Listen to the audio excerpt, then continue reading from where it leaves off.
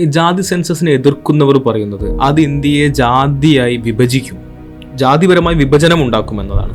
അതിനോടുള്ള താങ്കളുടെ ഒരു റിയാക്ഷൻ എന്താണ്? ജാതി സെൻസസോ സംവരണ വ്യവസ്ഥയല്ലല്ലോ ഇന്ത്യയിലെ സമൂഹത്തെ ജാതിപരമായി വിഭജിച്ചത്. അത് ബ്രാഹ്മണിക് ഓർഡർ വരുന്ന കാലത്ത് ഒരുപക്ഷെ 30,000 വർഷങ്ങൾക്ക് മുമ്പ് തന്നെ ജാതിയായിട്ട് വിഭജിക്കപ്പെട്ട സമൂഹമാണ് ഇന്ത്യ എന്ന് പറയുന്നത്. അപ്പോൾ സംവരണം ജാതി വിഭജിക്കുക, ഇനി അങ്ങോട്ട് വേറൊരു വിഭജനം ആവശ്യമില്ല. അത്രയും വിഭജനം സമൂഹത്തിൽ ജാതി വ്യവസ്ഥ കൊണ്ടുവന്നിട്ടുണ്ട്.